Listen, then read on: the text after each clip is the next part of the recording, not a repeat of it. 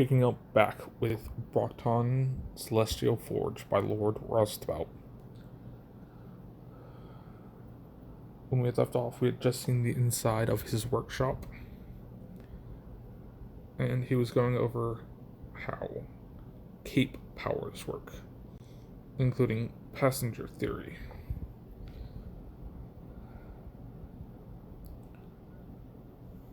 I kind of understood it. It seemed ridiculous, and it was a lot more likely that anyone who thought their powers came from an outside intelligence was crazy rather than uniquely insightful. I was definitely in the later category. I could feel my passenger's excitement as my reach grew for the final grasp. A mote swung close from one of the mid-sized constellations. My power tried to grasp it, but the energy was too much. A flare of energy spun away out of reach. There was a mild disappointment for my passenger, but not despair. My reach was growing. Another mote would come, and I would be able to handle a stronger power by the time it arrived. The emotional research from my passenger. Sorry. The emotional research from my passenger was probably the most comforting thing in my life. My connection with him didn't go any further than what he was feeling, but that was still incredibly enlightening. I trusted that he had my best interest at heart, or at least my survival. The reason I trusted that was because of how badly he wanted this set of powers complete. I didn't have much information from my passenger, but I did understand my power. Generally, people have a roughly instinctive understanding of how their powers work. Mine were a little more in depth than that. I understood the nature of how powers were gained and what they meant. I knew the name of the power I had, Metalwork Workshop, which was from the Toolkit constellation of powers. And I knew the name of the entire array of powers, and how badly my passenger wanted it to be complete.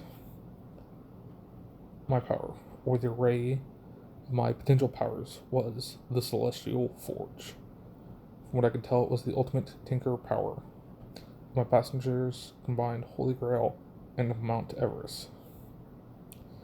His emotions when considering the breadth of the powers were complicated, but mostly centered on a longing to see them in action.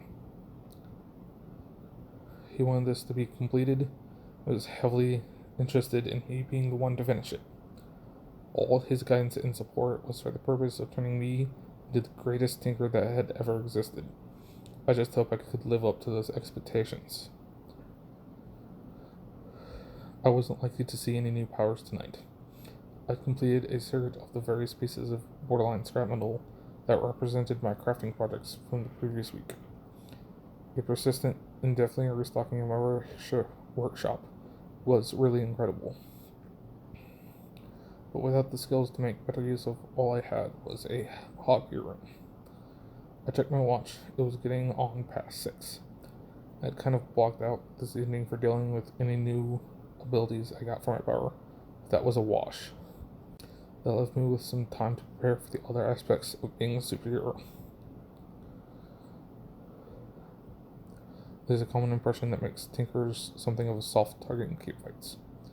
That might be true for anyone who doesn't show up with power armor or a personal force field.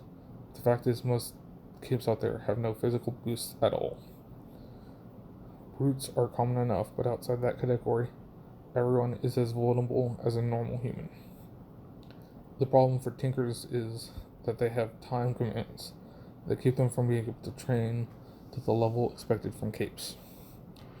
See, if you don't have some power that makes training unnecessary, the amount of physical conditioning necessary to just survive a cape encounter is insane. Fortunately, I had already been running regularly before getting my powers. That was great for endurance, but there was a whole issue of muscle growth and combat skills to think of. I was lucky enough that my neighborhood had a solution to both of those problems. I left my workshop and closed the door to the extra-dimensional space. That transition from pristine room to dingy apartment was stark, but at least my apartment got slightly more livable now that I didn't need to allocate space for sleeping or storage. I headed to the small kitchenette area and grabbed a high protein snack before gathering my workout gear and leaving the apartment. Another load off my mind thanks to my powers was not storing anything of value in the apartment. Made me a lot less concerned about leaving it. I effectively had access to all of my worldly possessions anywhere, as long as I could access any kind of door. I'd never have to worry about them being compromised. They were tinkerers who would kill for that kind of security, and my power provided it as a near afterthought. My destination was only a couple of blocks away, and was in a fairly active part of the neighborhood. This was an area of the docks where people who still lived here were holding out hope for the city turning around.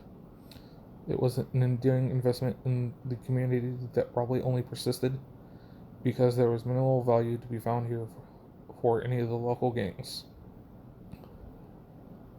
I was heading for an old building dating to the 50s that probably hadn't been meaningfully updated since then. Still, having a boxing gym within walking distance that only charged $40 a month for membership was worth the potential fire hazard. Actually, fire was unlikely considering this place was stuffed to the gills with asbestos. Alright, I can't speak right now, so that's all you're gonna get.